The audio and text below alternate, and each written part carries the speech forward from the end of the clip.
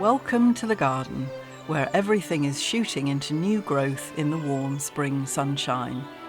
In part, this has been helped by the spread of last year's composted garden and kitchen waste onto the soil. Here's Dave. Just putting some more kitchen scraps in the compost heap. A couple of bananas that have gone over. You can just put pretty much any vegetable matter in there, old weeds that you've pulled up from the garden. As I say, kitchen scraps, all sorts go in there. And then what you need to do every now and then is give it a stir to let the air get into it, keep the temperature up. And it's part of the whole cycle that actually brings stuff from the kitchen into the compost heap. It breaks down, turns into lovely compost that you can then enrich the soil with and grow lovely vegetables in.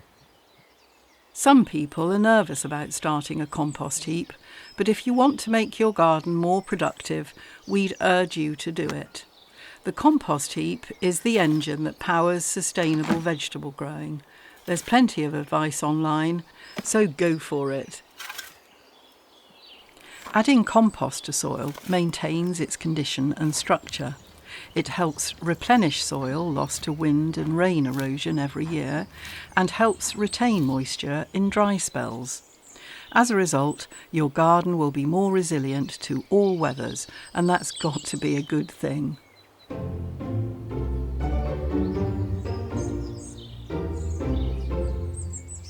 Seldom has the warmth and sunshine in this strange and dreadful year lasted as long or brought so many plants into flower at the same time. Seedlings planted early in the month are now almost ready to transplant into the ground. The chard is looking very healthy, and marrows and courgettes are doing well. Both leeks and sweet corn are coming along, and tough old cauliflower plants are raising their heads. And there'll be lots of tomatoes and some wild toadflax for the next wildflower meadow we hope to create. But in this episode, we promised you garden birds, and here they are in abundance.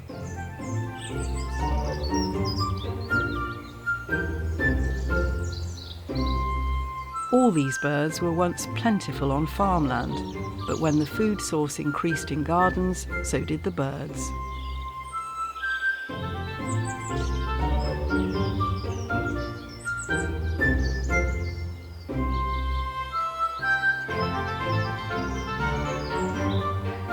The new pond, created last year, is a joy, offering a much-needed drink to both a busy seed-eating goldfinch and a shy wren.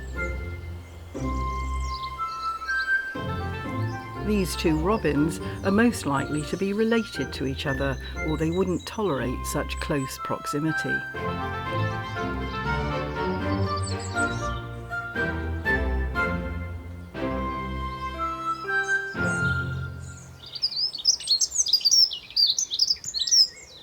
Dunnocks sing all year round, but they're inconspicuous birds of the woodland edge, with their dark brown and slate grey feathers, and they love nothing better than skulking around in the undergrowth and in hedges.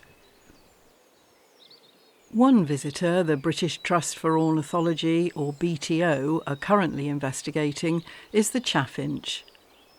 Chaffinches were once plentiful in flocks on farmland stubble, and their name comes from their eating habit of sorting through the chaff, or old stalks of crops like wheat, for seeds. But now the chaffinch is facing a disease that can be fatal, called trichomoniasis. The BTO suspect this might be contributing to the steep decline in their numbers, a worrying 30% in the last decade, but they need to know for sure. In the meantime, you can help the chaffinch by keeping bird feeders clean and moving them to different sites around the garden from time to time to prevent any potential disease build-up, and by reporting any sick birds to gardenwildlifehealth.org.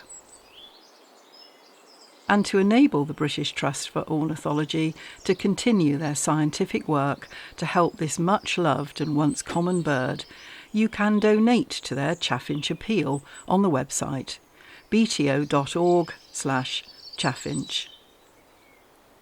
At this time of year, many of our garden birds are building nests and rearing young. If you've put up nest boxes in your garden, keep a close eye out for parent birds flying in and out, feeding fledglings. It's great to think of so many lives being lived in parallel with our own, and it's one reason why we garden with wildlife in mind. Next week, we'll feature another pollinator friend of the gardener, the red mason bee.